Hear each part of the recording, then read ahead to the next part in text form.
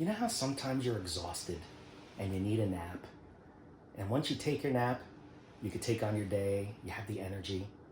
Well, it's the same thing with plants. Here we have two of my Phalaenopsis orchids. And if you've been following along, these guys are no stranger to the channel. I have one that is in semi-water culture with no medium.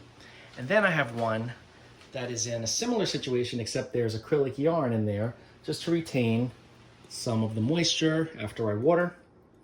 And what I did was I had these guys take a rest in a dark room. It wasn't like completely dark, it's just it had blinds, so there wasn't a lot of sun coming in. So it was kind of like ambient light. And I didn't water them for a while. They're very dry right now. You can see from this one. Very, very dry roots. No medium in there. And what happened was I took them out after a couple of months. I put them in a room in a south-facing window with a lot of bright light. And what do we get? Boom, they start to spike. So we've got spikes on both of these. Look at this one. And they are loving life. They had a little issue with, and I think I did a video on them, a little issue with scale, but I treated the scale, put them back in the darkish room. And when I moved them a couple of weeks ago and started watering them again, that's when the spikes came up. So I'm very excited about that. But it is also time now to give them a little drink with a little bit of orchid feed. So what I'm gonna do is I have a very concentrated little dropper bottle here. So I'm just going to put 2, 3, 4, 5, 6, 7, 8, 9, 10. It's not a science. I just kind of do what I do. You know what I'm saying? I don't necessarily follow the manufacturer's instructions all the time. I did do originally a scoop of the feed in a gallon of water, but I don't give them that straight out. I give them a few drops and I add water. And this way, in every watering that I give them now that they're growing and blooming, they will get a steady feed of fertilizer. But it isn't the full dose. It's definitely a percentage of the full dose, but they react to that well. So, same thing with this one. This one has the acrylic yarn in it. You give about 10 drops. I mean, you don't have to follow the 10 drop rule. 7, 8, 9, 10. That's just what I do, but today that's what I'm doing. I don't always do 10 drops, but put a little more in here because there's the yarn in there. And that's all there is to it. Bright light, some moisture, some feed after a little bit of a rest, because these guys weren't blooming for a while. They were just kind of growing leaves. They were in the growth phase. Then when I put them in the darker room without any water, they kind of relaxed and chilled, took a little nappy. And when I moved them, that's when they started to grow. And you can see, I don't know if you could see in there. Can you see that leaf that's growing right in the middle there? So that's all it took. I believe that this one is a purple flower. I don't remember what this flower is. Could be also a lighter purple, I'm not sure. But it's been a while since it's bloomed, so I can't remember. And I have a few orchids, so I never remember unless I should probably label what color they are.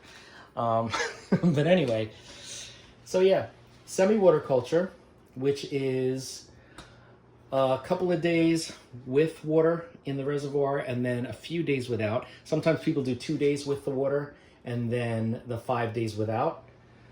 I don't necessarily follow that. I just water them when the water is all absorbed or evaporated. Then I just leave it dry for a while. And when I remember, I come back and then I give it some more water. I don't wait for it to wrinkle or get dehydrated, but that's what I do. And the one with the acrylic yarn, obviously it holds water for longer because that yarn is keeping the humidity up in there. So these roots stay green longer than the roots in the strictly semi-water culture orchid.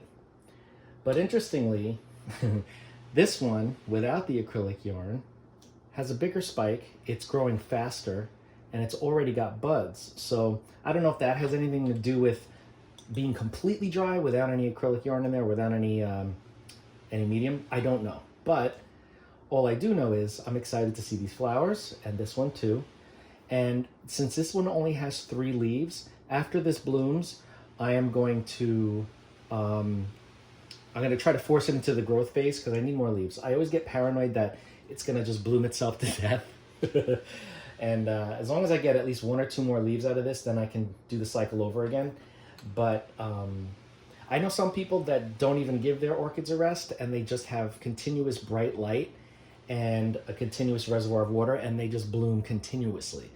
So there are so many different ways to do this. This is just one way that I did these guys. It was really more of an experiment to see what would happen, and sure enough, it woke them up when I took them out of the napping room, and they are getting ready to bloom. And this one's getting a new leaf at the same time, which is kind of interesting because usually it's one or the other. Growth phase has the leaves, and then the bloom phase has the spikes. This one has both a new leaf coming out and a new spike coming out. So I kind of love that. I'm not going to lie to you. I don't have to worry so much about this one. This one, I'm not worried, but I definitely want to keep my eye on it to make sure that it will continue after this bloom cycle. It'll grow more leaves because, you know, that's how they make the food for themselves, aside from the fertilizer. Anyway, if you have any questions on semi-water culture or acrylic yarn culture for Phalaenopsis orchids, leave a message. We will talk. Again, a lot of what I've done with these guys, I've had them for a few years now.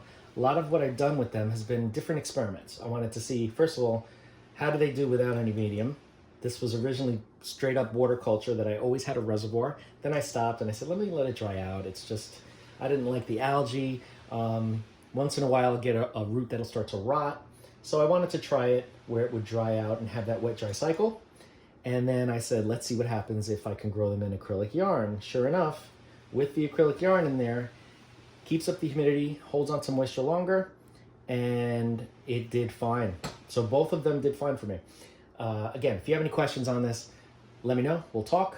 Otherwise, don't forget to like, comment, share, subscribe, hit that bell if you want to be notified, and I will see you in the next video.